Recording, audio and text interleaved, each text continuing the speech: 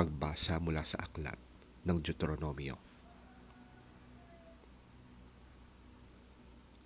Bayang Israel, ano nga ba ang nais ni Yahweh mula sa inyo? Ang gusto lang naman niya'y igalang ninyo siya, sundin ang kanyang mga utos, ibigin siya, paglingkuran ng buong puso't kaluluwa, at tuparin ang kanyang mga bilin at tuntunin. Ito rin naman ay para sa inyong kabutihan.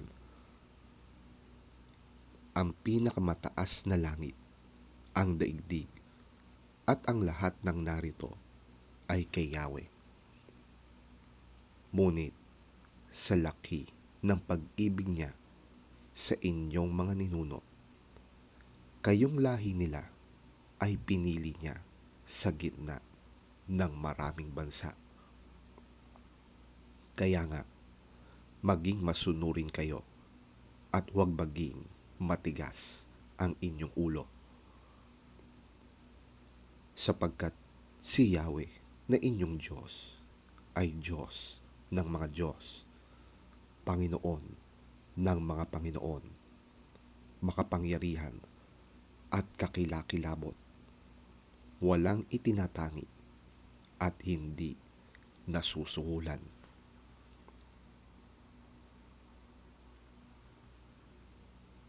Pinibigyan niya ng katarungan ang mga ulila at balo.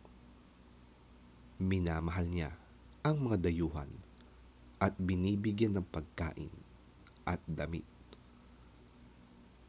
Ibigin ninyo ang mga dayuhan sapagkat kayo may naging dayuhan din sa Ehipto. Magkaroon kayo ng takot kay Yahweh. Siya lang ang inyong sambahin. Huwag kayong hihiwalay sa Kanya. At sa pangalan lamang niya kayo manunumpa. Siya lamang ang dapat ninyong purihin. Siya ang inyong Diyos, ang gumawa ng marami at kakilakilabot na mga bagay na inyong nasaksihan. 70 lamang ang inyong mga ninuno nang pumunta sila sa Ehipto. Ngunit ngayon, pinarami kayo ng Diyos ninyong si Yahweh. Sindami na kayo ng mga bituin sa langit.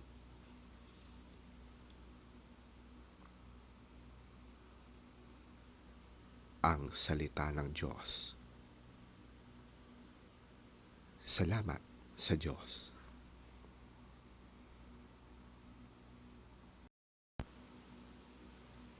Ang mabuting balita ng Panginoon ayon kay San Mateo.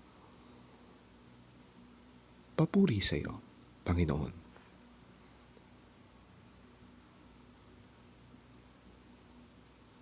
Nang magkatipon sa Galilea ang mga alagad, sinabi sa kanila ni Jesus, ang anak ng tao ay pagtataksilan at papatayin, ngunit siya'y muling bubuhayin sa 3 araw. At sila'y lubhang nalungkot. Pagdating nila sa Capernaum, lumapit kay Pedro ang mga maniningil ng buwis para sa templo. Nagbabayad ba ng buwis para sa templo ang inyong guro? Tanong nila. Opo, sagot ni Pedro. Nang pumasok siya sa bahay, tinanong siya ni Jesus, ano sa palagay mo, Simon? Sino ang dapat magbayad ng buwis sa hari ng isang bansa? Ang mga mamamayan ba? O ang mga dayuhan? Ang mga dayuhan po, tugon ni Pedro. Sinabi ni Jesus, Kung gayon, hindi dapat magbayad ang mga mamamayan. Gayunman, para wala silang masabi sa atin, pumunta ka sa lawa at mamingwit ka.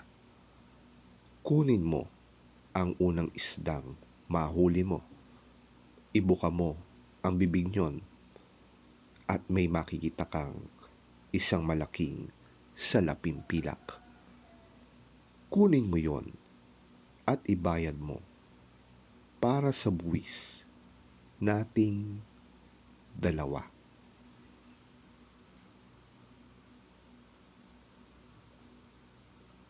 Ang mabuting balita ng ating Panginoon. Pinupuri ka namin, Panginoong Hesukristo.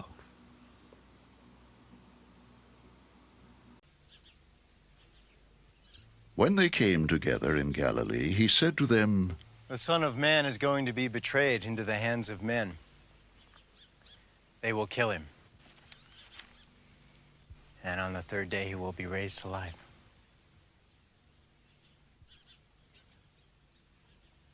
And the disciples were filled with grief. After Jesus and his disciples arrived in Capernaum, the collectors of the 2-drachma tax came to Peter and asked, "Doesn't your teacher pay the temple tax?" "Yes, he does," he replied.